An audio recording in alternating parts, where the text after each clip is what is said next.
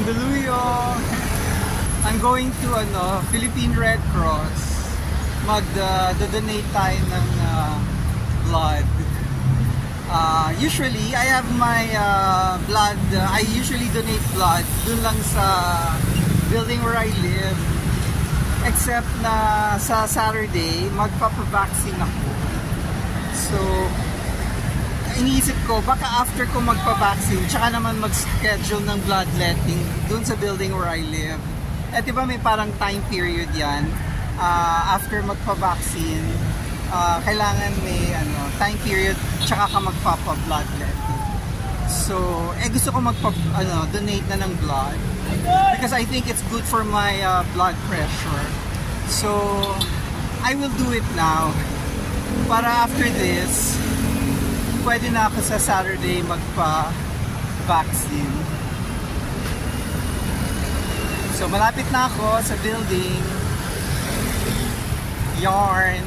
So, itong mga panahon na to, si Papa P ang nakapaskil sa labas ng sa gilid ng building ng Philippine Red Cross. Si Papa P promoting Lee. Sa lugar na yan, there used to be a Robinson's Mall pero wala na. So ito, this is their building. I called other Red Cross centers near where I live pero wala silang mga bloodletting schedule.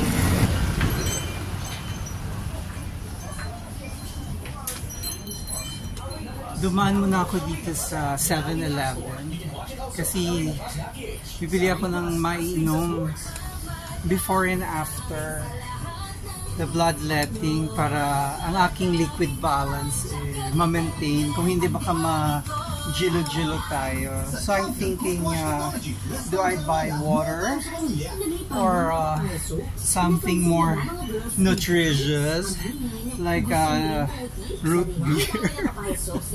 Ang pinili natin Mirinda. 1 liter of Mirinda orange. Anyway, mabalik tayo dun sa story ko. Kaya ako dito sa Mandaluyong EDSA pupunta kasi yung ibang chapters na tinawagan ko, wala silang schedule. So, ayoko na magantay. Tapos finally today, sabi ko tawag kaya ako sa headquarters. So true enough, you just walk in here for bloodletting. Pero 4 PM, sarado na sila. So, this is just parang after 1. So ngayon natin siya gagawin. Yarn, balik na tayo sa Red Cross.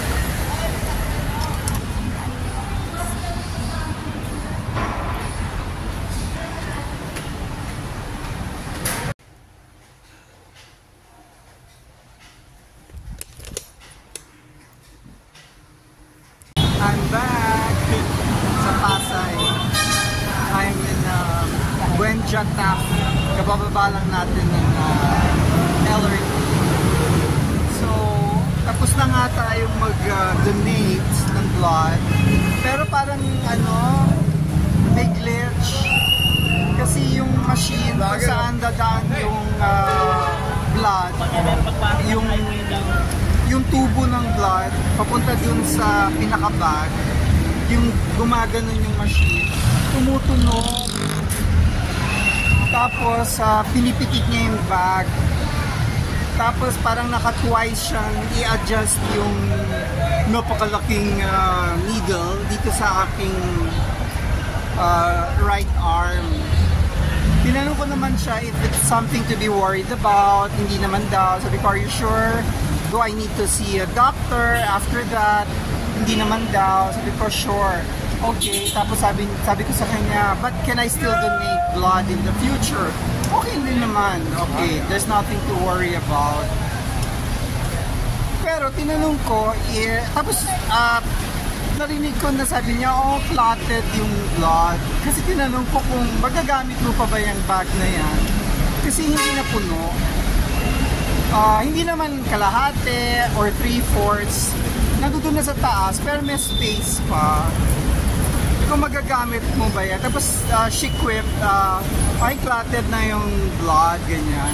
So, parang ang impression ko is hindi niya na magagamit yung blood.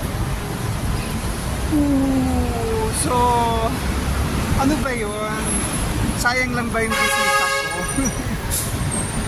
But anyways, may kakaibang itsura nung bag. Meron pa siyang smaller bag dun sa bigger bag.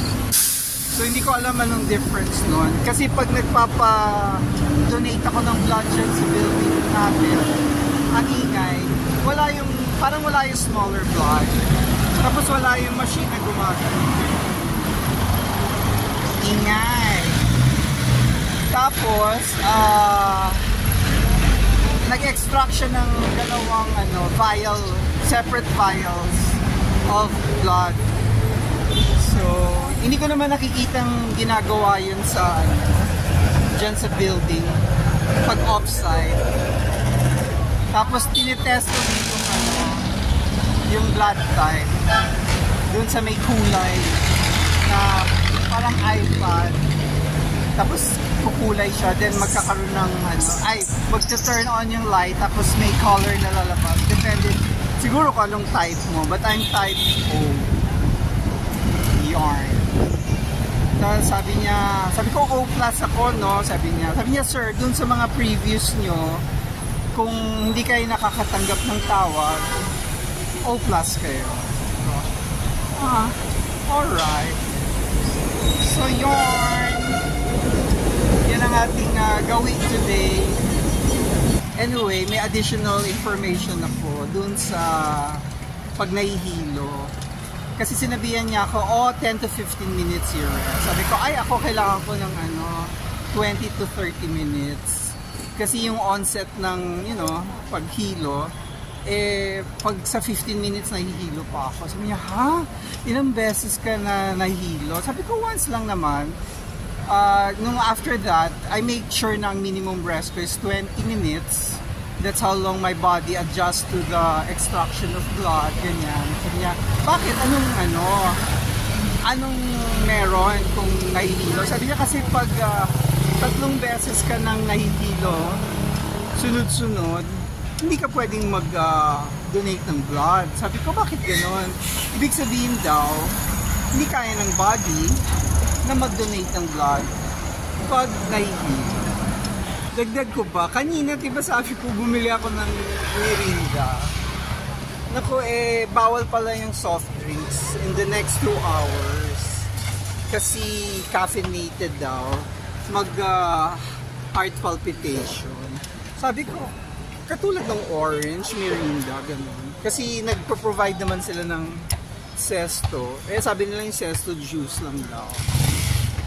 Iniisip ko yung Mirinda, hindi ba juice lang din? Or Royal True Orange. Anyway, buti na lang may water station dun sa pantry. Katabi nung kung saan nagdo-donate ng blood. So, may baon naman akong ganire. So, nakihingi ako ng water. 500 ml din yun. Yarn. Kasi within the next 48 hours, kailangan daw mag-inom. Hindi pa egg yung hotdog. Dito ko po kakain. Yes. That's nice. Hindi pa ako makain. Bakit ang hapon na? Oo nga nag-donate pa ako ng blood sa Red Cross. Hindi ka ba kumakain? Hindi, kumain ako ng konting breakfast. Pero yung talagang heavy na ganyan, hindi pa. Okay, hotdog at saka ano pa? Yung egg.